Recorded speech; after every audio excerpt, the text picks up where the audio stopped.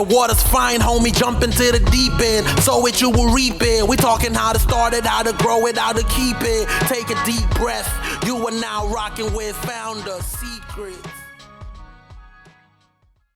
Welcome to Founder Secrets. Thank you for having me. We met through EO, and you're an attorney, which we're going to talk some about law today. And what I found most interesting about you when we first met is that, and I mean this in a very loving way, is that you don't come across like a lot of attorneys do.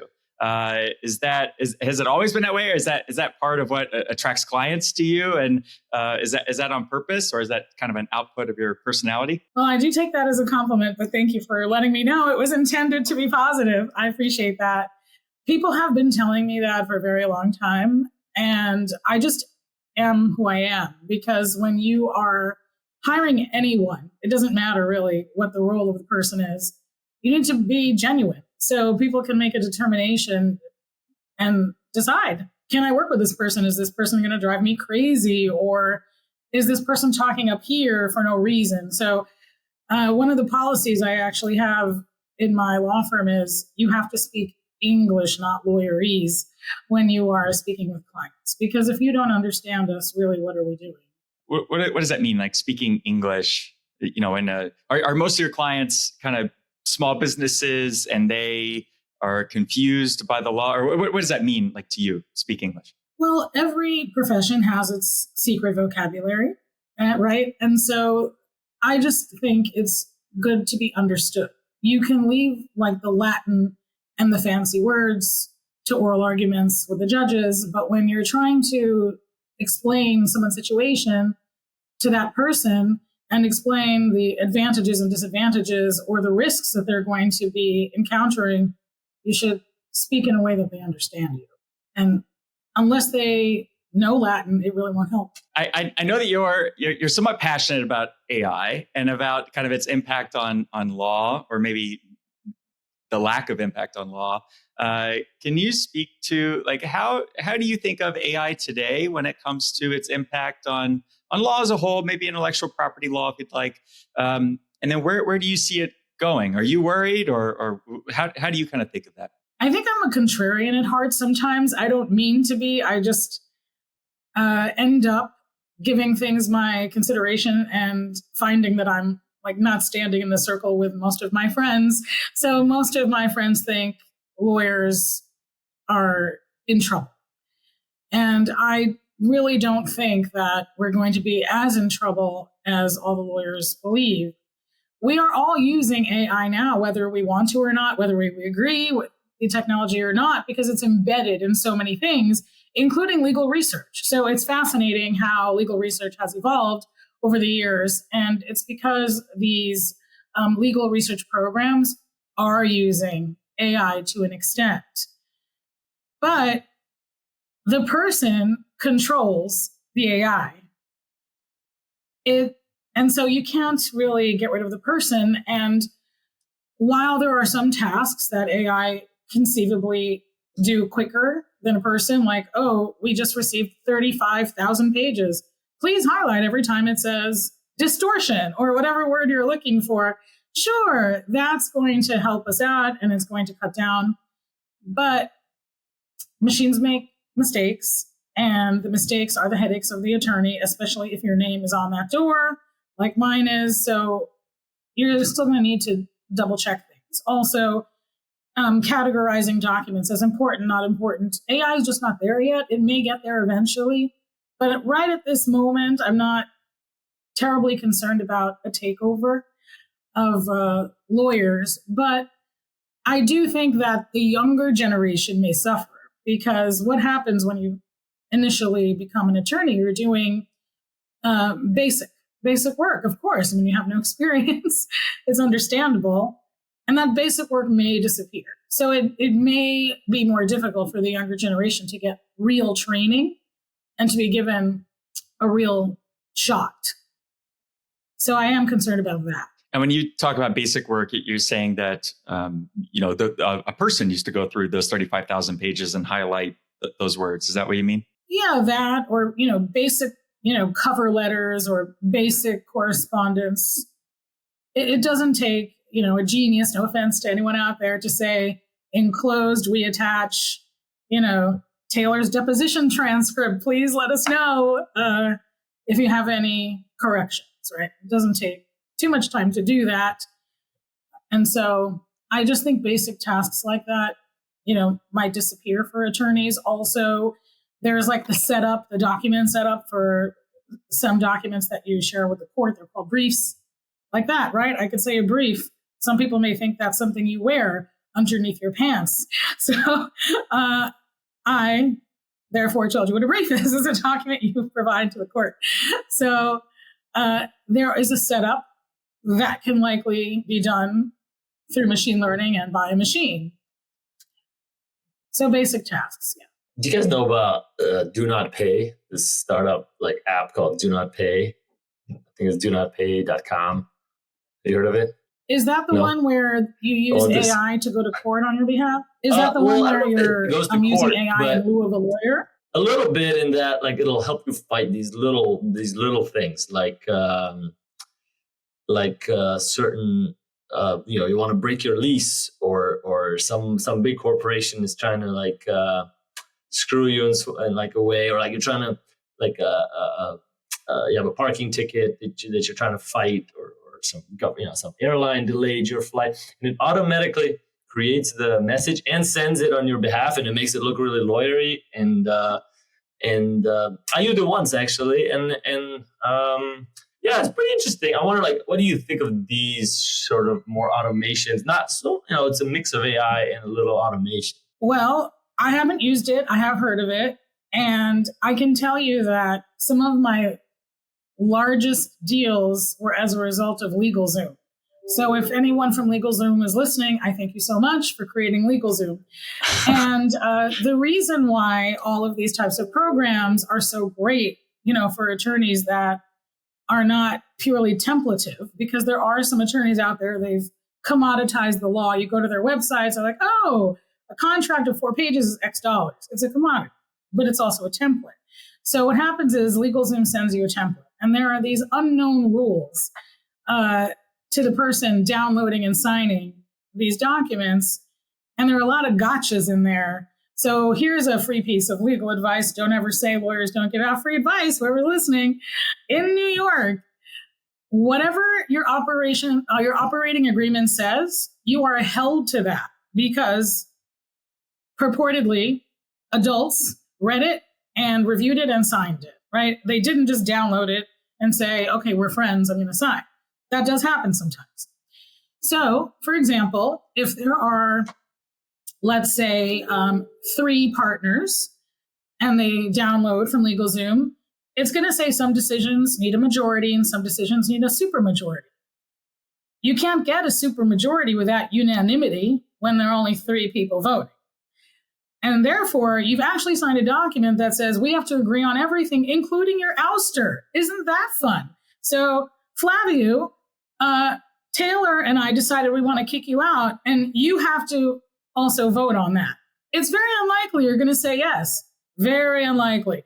And now we go to court, and if it's under New York law, you're going to say, oh, well, you signed it. So you would have to petition for a dissolution. It's a very ugly process. So I thank all of these programs. Please keep up the good work, because when there's a problem with the operating agreement and it's time to draft an actual one that works for you, they'll come to a lawyer like me. So how would that work? I mean, you mentioned in New York State, it works this way.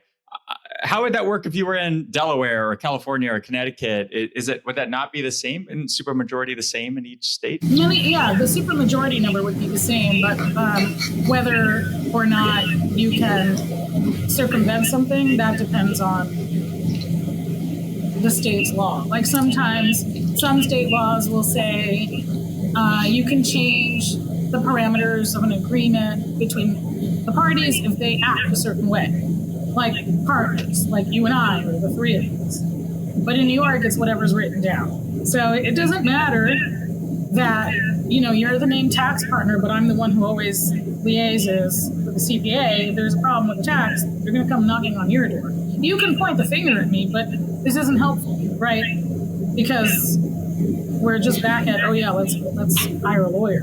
So it's not always helpful. I had another client who used LegalZoom for their trademark. They didn't know me yet. They came to me because they wanted to get a license to sell something, and it's a very regulated thing. And I said, okay, well, what's going on with your name? Did you protect your name? All these things. Oh, yeah, I filed a trademark application. I'm like, fantastic. So I go online and I check it out. And I'm like, oh, you filed it with LegalZoom? And they said, yes. I'm like, it's going to get rejected.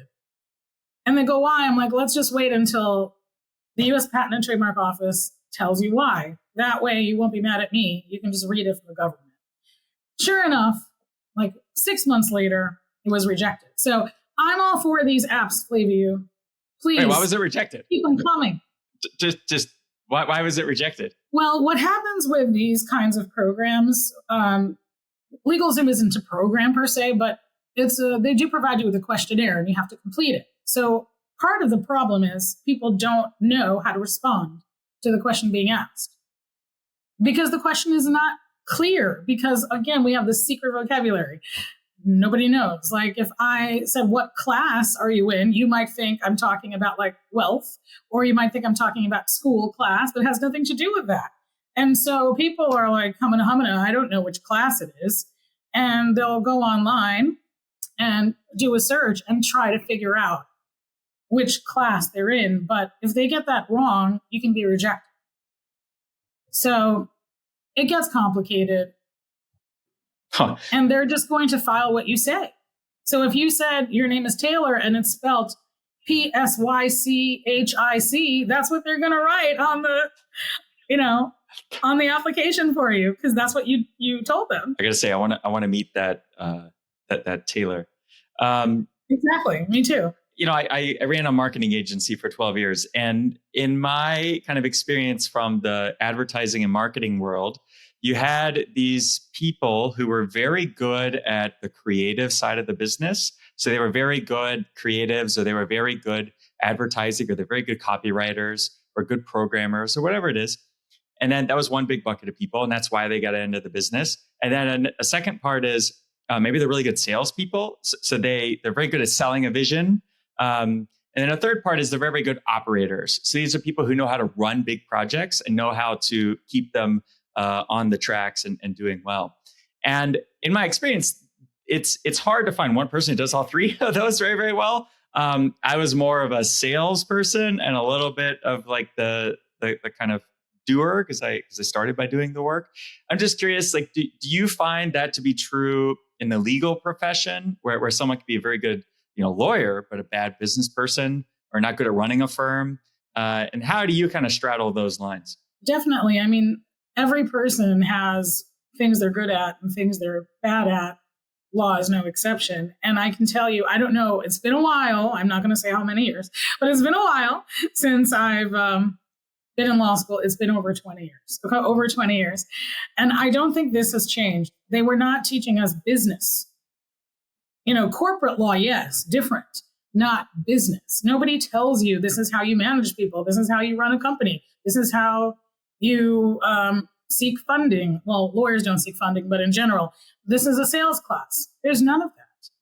And so, yes, there are some attorneys who are extremely knowledgeable and can figure out any problem, but you likely don't want to speak to them because maybe they're a little rough around the edges, or maybe they speak up here.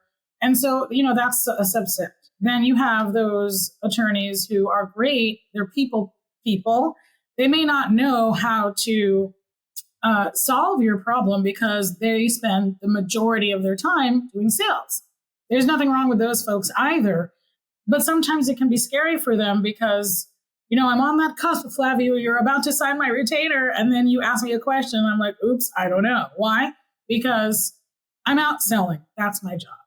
And then you have some people who do both. And when you run a small law firm like I do, you have to do both because the law firm started with me, myself, and I, the three of us. And so one of us did the work, one of us did the sales, and one of us did the operations. But then you quickly learn what you enjoy doing, don't enjoy doing, and what you're good at, what you're bad at, and you hire accordingly.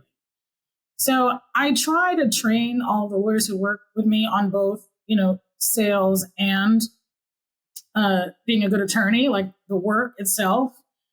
but it's always uneven, right, with every person, and you see where they excel. And like my job is to help them do more of that, whatever that is.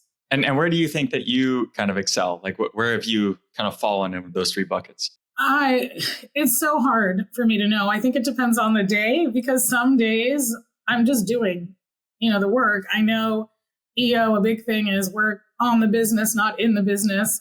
It's very difficult to do that, as an attorney, especially in my firm, because I tend to hire junior people and train them, as opposed to hiring experienced people where I just hand them the baton and then go out and get more business. So it depends on the day. I think that the operations portion is the most difficult for me personally. I enjoy meeting new people. I enjoy like the sales aspect of it. I enjoy solving the problems. Don't really love invoicing people, talking to them about, an issue that they might have with said invoice. I don't love telling people you're taking too long to do this. The client is waiting, or, why is it 3:00 and I'm just hearing about this now? I don't really love management, I guess. But alas, it's me, myself, and I. Although I have other people, since I'm the only partner, it's me, myself, and I again in terms of what I have to do. Under LinkedIn, you've been named a luxury woman to watch. You talk about fashion, as one of your kind of expertise. So, where did the luxury woman to watch come from? And B, like, how do you see this intersection between fashion and law? Okay, let me see. I was named a luxury woman to watch by Luxury Daily. It's a daily publication about luxury, as the name suggests. I publish a lot for them. I speak a lot at their events, and they nominated me. And it was, very nice of them to do so, since I'm in fashion, but not in fashion. Nobody's like, let's figure out what to wear. Let's call Rania. That's not, I'm not an influencer in that regard. But there's a lot of hard work in fashion. People may not realize that, because you just sort of go to the store and buy what you want. But there's so much that happens before that shirt gets to the rack. There's so much that happens at the fashion shows. Where are you sitting? How many exclusive pieces are you getting? And is the exclusive a color, or is it exclusive a style? And all of these things are contractual. Even, the Met Gala, I can't say too much, but I did represent a client who was sponsoring the Met Gala, and even I didn't know how much it entailed until I started working behind the scenes on it. So it's so complex and so complicated, and it's contract law, it's strategy, it's intellectual property law, it's consumer fraud law. It's like anything and everything. And as the world turns, so does fashion, right? The way we dress changes, the kinds of textiles we want to wear changes. And so it's really a fun and very fast-paced and energetic area or industry. So New York Fashion Week's about to kick off. Can you get us into any of the events here in New York? Are you going to some events? Absolutely not. I can't do it. I'm really sorry. I do attend some events. I do attend some parties. I only get one ticket. I see. I'm so sorry. I can't. No worries. I don't want any more jokes about lawyers being liars, so I'm not going to say I can and then tell you later I can't. Or I'm saying, I'm sorry, I tried. The other thing, you say you come from a place of know, like KNOW, to know, rather than NO, like no. Yes. Can you dive a little deeper into this philosophy? Yeah, sure. I mean, there are so many like lawyer jokes, and putting all of those terrible jokes aside, I'm sure neither of you or anyone listening knows them. We love jokes. But putting those aside, no, you love jokes. Okay, I'm not going to share any of those jokes. Yeah, we're kind of like a secondary joke podcast. It'll be a very long podcast. Yes. So putting those aside, one of the complaints that I used to hear all the time when I was an associate at a firm is, we don't want lawyers screwing this up. We don't want lawyers making sure this doesn't take place. We don't want lawyers telling us we can't do this. And for some reason, I don't know why people think that we're here to say no, NO, but apparently it's a thing because I've been hearing about it for so long. So I tell people, unless you say something ridiculous like, I want to start a company of hitmen, right? I have to say no to that, right? Or I want to sell cigarettes to minors. No again. So sorry. Sometimes no is accurate. Unless it's Jewel. That's okay. Jewel, that's a whole other thing. Yes. Everything is starting to be more okay, but I'm still not sure about the tobacco with minors. I think we're still on the no NO for that one. But I think that you have to find solutions, right? I always tell people I'm a solution-driven person. And we may need to take 5 steps to get to where you want to go instead of 2 steps. Maybe you have to do what you want to do in a different state or at a different time. But just telling someone no is a dream killer. Unless something is illegal, there should be no reason to say no, right? Even when a transaction looks bad, initially, you may be able to change some things around to make it less bad or good if you're lucky. It depends, right? And this is something that my clients struggle with because I tend to represent small and medium-sized businesses, and sometimes we're contracting with huge businesses. And I always remind my clients the story of David and Goliath. Everyone uses, like, a lot of people use that and they say, oh, we're never going to get it. I'm like, no, David won. Goliath didn't win. You got it backwards. So there are steps you can take. You may not be able to win, but you can take some good shots, even if you're small. And so that's what I mean. We're going to do our best to move and propel forward, constantly moving forward. And sometimes you have to turn right or left to go straight. Like in New Jersey, you have to turn right? No matter what. It's like you go straight or you turn right. There are no left turns. And that state's fine. That was a joke. So it's the same. What? That was a joke. Yeah, that was a joke, but it wasn't a lawyer joke. That was pretty serious. Make jokes. That was a pretty serious joke. No lawyer jokes, yeah. So sometimes you have to do the same thing. You have to go around to get to where you want. All right. So one of the things I'm curious about is my experience with, not you, but with some attorneys, is that if I ask 4 attorneys the same situation, the same question, I'm going to get sometimes 4 different answers, but they're all given in such an authoritative, confident tone. And I'm curious how you navigate that when your clients have been given other guidance, or maybe the other person is wrong. Mm-hmm. How do you navigate that and tell people that they're wrong, or tell your client that they were given wrong information before? I tend not to use those words, right? Unless I'm speaking to opposing counsel, because it's still your client. You still have to guide them. And sometimes the best thing for them to do is go with whoever they like best, right? So if there are 4 opinions, and by the way, here's a lawyer joke. You ask 4 lawyers their opinions, you might get 10 answers, 10 different opinions. But it's good you only got 4, Taylor. You're ahead of the game on that one. I love the lawyer jokes. This is great. Yeah, that one I'll say, that because it's not about like death to us or, whatever.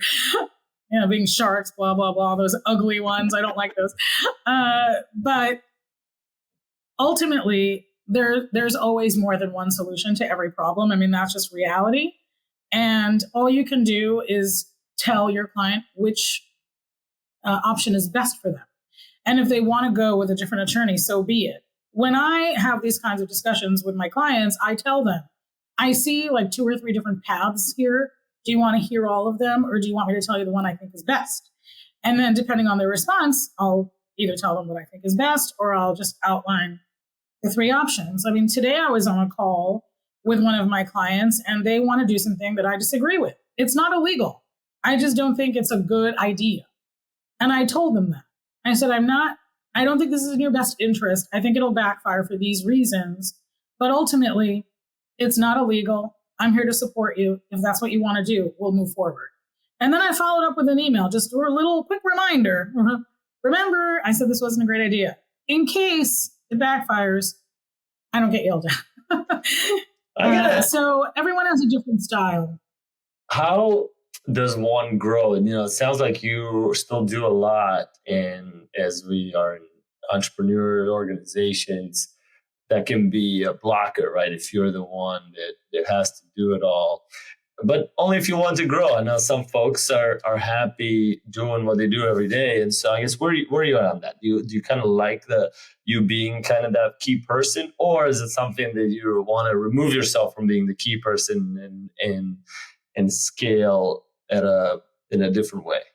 Well, I'm all for growth. I mean, that's what I tell my clients. I'm here to help you monetize your business. It's no different for me. I definitely practice what I preach. So I am grooming people. And as I get to know the attorney and as the clients get to know them on smaller matters, I start to give them more and more. And, I'm not going to discuss my age again, but I won't be working like another 20 years. I don't think so. Because I want to retire while I'm healthy and while I can enjoy doing whatever it is I decide to do. I don't know what that is yet. I have no hobbies. However, it's important to have succession planning. That's like a key to success as you're moving forward, and you can't start too soon. So I hired a particular attorney, and I just think that he's great. He's different from other attorneys I've hired, other attorneys I've met. He actually cares about the clients, which is wonderful. He cares about doing well, and everybody likes him. So I'm grooming him, not only so we can grow, but, life happens. I don't know. I wish myself all the health in the world, but I don't know what's going to happen. And I feel like it's my responsibility to make sure the client can be taken care of, even if something terrible happens to me. Is the plan, well, outside, let's not talk about any terrible things happening, but let's say that succession planning or retirement dream, is the way you see it working is more you sell the practice or the person kind of buys you out over time, or are you thinking more like you still own most of it and get the profits and maybe you cut this person in on a little bit of it? Well, this person isn't yet a partner. They're on a partnership track. And so if they're still here and they're still doing well, there's no reason not to, but whatever, it's all about ifs. Let's see, we're 23, 24. They would be a partner of some kind in 2025. And I think on some decisions, it's okay for me to say this is how it's going to be because I own more. Like, no, I own 100%, fine. But if you're going to tell someone, I'm grooming you to be partner, and I want you to start making decisions, you can't provide an edict for something so important. So I would have to ask, as time progresses, what do you see, right? What do you see? Do you want the responsibility? It's a huge responsibility, right? Everyone always wants to be the boss, the leader, whatever. There's so much responsibility, not just to yourself, to the clients, to the employees, to everyone. So do you want that, or do you want to sell? Like for me personally, at this stage, I'm still too far from retirement. I don't have a strong opinion on what I want for myself, but I just know when I retire, I want to be retired. It doesn't mean you can never call me, but I don't want to be married to my phone. Like I always jokingly say, I cheat on my husband with my phone because I'm constantly on the phone. I have to check my texts, check my emails, because we have clients all over and they need a response. They're not going to wait. There's a lot of lawyer jokes in this episode. Just want to point out. I know. And there were probably some double entendres that were not meant to be there. But anyway, you guys can forgive me. I'm not perfect. So it's fine. So you touched on this a little bit about the luxury woman to watch, but it seems that you've really kind of emphasized or somewhat emphasized national, print, TV, the media side. And I'm just curious what impact has that had on business? Is that a good investment of time for other professional services people that are listening? I think that, you have to build trust with people before they hire you, especially, as an attorney, especially with all these jokes that people have. They already, in general, don't like us. They already, in general, think we're a hindrance and that we're rude and a bunch of other things. You guys fill in the blanks when I'm not on. And so it helps build trust because people presume, correctly or incorrectly, right, that if you're going to get on the show or have an article published somewhere, someone's fact checking you, right? They know you're not going to say anything incorrect, at least. And so it helps build trust. I think it's an important, part of running a service business.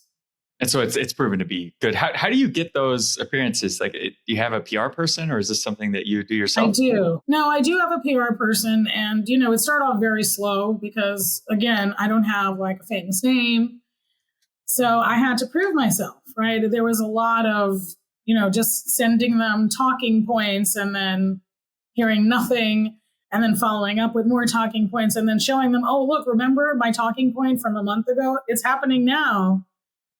And just having conversations with people and asking them for a chance. It was just persistence. That's important.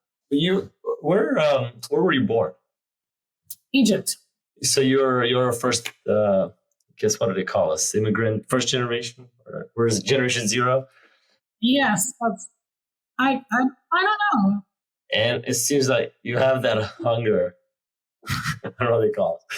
But is that immigrant? I don't know. I don't know if that's like, if I had a kid, they'd be. But I don't know. You come from a different country. You got that immigrant mentality and hunger. But also wondering legally, many would say that the U.S. tends to have a highly legal system. Very, very litigious people. There's more lawyers here. I guess people like suing each other more than maybe Egypt or Romania and other places. So what would you say to that? Do you think that's a good thing for society? Is it even true? Or how do you think of it, especially not being from the US originally? Yeah, I'm not sure if it's a good thing or bad thing. I think one of the reasons why we're more litigious here is because it's so easy to start a lawsuit. I always tell my clients, because my clients ask, can I be sued, right? So not to be obnoxious, but the answer is always yes. Of course you can be sued, right? I can't do anything to stop anyone. But think about it. If it's not an employment discrimination claim or a wage claim, all you need is really an initial $600 basically to file your claim and serve. And if you're not an entity, if you're a person, you don't have to have a lawyer.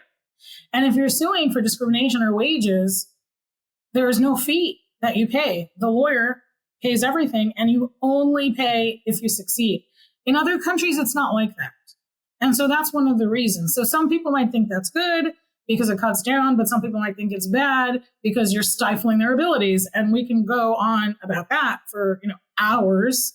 So, I'm not in a position to say whether it's a good thing or a bad thing, but I can tell you that it's relatively easy to sue somebody. And it's getting easier, and the protections are growing for employees and non-business owners. What advice would you have for someone getting started in entrepreneurship? Doesn't have to be a lawyer. What could be a lawyer that wants to be an entrepreneur. But what advice would you have for someone who's getting started in entrepreneurship? Well, I think you have to be honest with yourself about what you are willing to do and what you're not willing to do. You have to stay true to yourself, because it's, people can sense it when you're not being truthful about who you are as a person. Not a specific sentence you say, but if you're contrived or you're faking it, because we have this saying, fake it till you make it, but it doesn't really work. Like, it's fascinating. You see people with side hustles. It's not growing. It's because people can sense it. That's not really your business. So jump in, be honest with yourself, and don't be afraid. Like, put your foot in your mouth. It's fine. You're a person. It actually is okay to make mistakes. What's not okay is to ignore them. Or if you make a mistake while you're helping someone, it's not okay to pretend that it didn't happen. Just get out there. Say, I made a mistake. I'm sorry. Will you give me the opportunity to fix it? 9 times out of 10, it's going to be yes. If you missed a deadline as an attorney that cost them a whole case, probably no. But hopefully that won't be your mistake. So just be true to yourself, be honest with yourself, and jump in and be fearless. That's really it. That's all it takes. I love that. One more question. So what's a mistake that you find entrepreneurs make early on? Specifically, legal mistake. Could be about contracts or the way they set up things. But what's, if you had one piece of legal advice for someone who's starting a business, or maybe it's early on in the entrepreneur journey, what mistakes do you see people making? I think that entrepreneurs believe incorrectly that they have no power to negotiate because they're small. So they tend to review contracts, see that they're not beneficial to them, but say, I've got to start somewhere. And then they sign it. It's not a good idea to do that. Even if you think you don't have the money to pay for a lawyer, pay for a lawyer. Have someone advocate for you because it protects the relationship. Oftentimes, I tell people, I know you can read just as well as me. You're probably smarter than me. Some of my clients are, right? I mean, they're building patentable technology. I can't do that. So, but you want to preserve your relationship with this vendor or this other entity. Why do you want to negotiate for yourself? Don't you want to just be able to blame her? That's me. Talk to my lawyer. It's her problem. It's her fault. Oh, really? She said that? Oh, okay. No, you must have misunderstood. I mean, it's a important shield. Put the shield between you and the other person. Don't do your own dirty work. You don't have to, because you're going to grow, and you're going to grow in the relationship with this other person or entity. And you don't want them to ever look back and say, Flavio, you said this, or Taylor, you said that. You want to laugh about that nasty lawyer you had who said those things for you. You know, I got to say, when in my last company, I felt exactly like you said. I started the business very young, I was inexperienced, and I was like, well, there's no way I could push back on this provision. And the only real pushback I would have would be I wanted them to pay me sooner, so I'd push back on payment terms. But anything else, I largely kind of let go. And then I did this big project for a guy. I lost a ton of money on it. And the guy that owned the business, we went to lunch at the end of the project. And he said, you know, Taylor, I was so surprised that you never pushed back on anything. He's like, you never asked me for a change order. He goes, I knew we were changing things, and I was just waiting for you to stand up for yourself and ask for the money, ask for the change order. And he's like, and at some point we kind of felt bad because we were like, oh, Taylor's just going to back down on every single one of these things. I lost that client, by the way. So by having this feeling of giving to him, what really I was showing him was that I was a pushover, and I learned a lesson in that, you know, he was a nice guy, not a friendly guy, but he was, you know, I'm glad that he gave me that lesson because it was kind of what you're talking about. And that's what I took away from it. I took away that I need to stand up for myself. And, you know, sometimes it means asking for more money. Sometimes that means removing this contract provision, those things.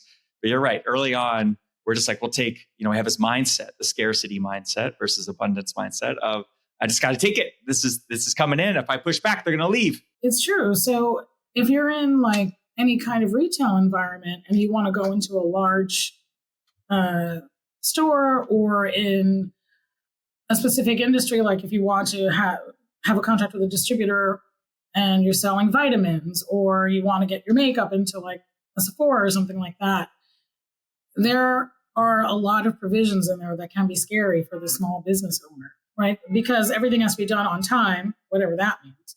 And then there are penalties. Oh my goodness, the paperwork is off. Pay me X. Oh, it's late. Pay me Y. That can bankrupt a small business. But all of those things are negotiable. So one of the things that we did for one of my clients in this situation, it was, quasi medical stuff. In America, if you say anything is healing or helps improve health, it's considered medical, even though it's not, like a Band-Aid, right? Cover the boo-boo because that'll protect it from infection. Protect, medical device. Okay, FDA. Wonderful. So we have a client that distributes something quasi-medical, and we had this contract that had all of these penalty clauses. And when we were going back and forth in writing, which is what lawyers tend to do, we weren't getting anywhere. It's like, delete, undelete, delete, undelete. It doesn't work. So I just like, well, can you call me? Can we get on a 5-minute call? I usually ask for calls less than 15 minutes because otherwise no one's going to call me. And I just said, listen, I think all of your fees are perfectly reasonable. And I understand why they're in the contract. However, my client is small. It's a very small company. This is going to be a big break for them. What's the point of giving them a big break if they're going to be bankrupt? Because I already know they're going to be late, and I already know they're going to make a mistake, because one person does the work of 10. You guys, 10 people do work of 1. So it's like the inverse ratio. How about we give my clients some time to figure out how to do what they need to do for you, So let's put a hold on all these fees for a year. But after that, go ahead, fine the hell out of them. And they said yes. I gotta say that was like a 90-second masterclass in really, really good negotiating with a counterparty that's much bigger and maybe we're scared of, because you kind of acknowledged it up front. I think everything you're saying is fair. I love that. Yeah, I'm gonna steal that one. Can you give me attribution, or are you going to be like AI? Just take it and use it. Yes, certainly. It's just like AI. No, that's it. This has been immensely valuable. Thank you so much for being so open and sharing. And how can people find you online? If someone wants to reach out to you, how can they find you? Well, it's a spelling test. So you can go to my website, www.bespokelawfirm.com, or you can just Google my name. It's probably faster. And for those of you who may not be able to afford legal services at this time, you can check out our, other sister company, the Legal Edification Guild. And there you can sign up for a flat annual fee. It's $175 until December 31st. Then it's going to be $375. And you can listen to information that you may need as an entrepreneur. And in one of the videos, we actually teach you how to file your own trademark. You can do it yourself, or your own copyright. And we answer some questions like who gets overtime, without it getting rejected in 6 months. Yeah, it won't get rejected. Maybe not. We walk you through it. So that's the difference. There's no explanation when you use these, AI-driven or templative-driven companies, because there's no Q&A. I love it. Well, Rania, thanks for coming on the pod, and appreciate the time. Thank you so much. Bye. Thank you for rocking with the homies.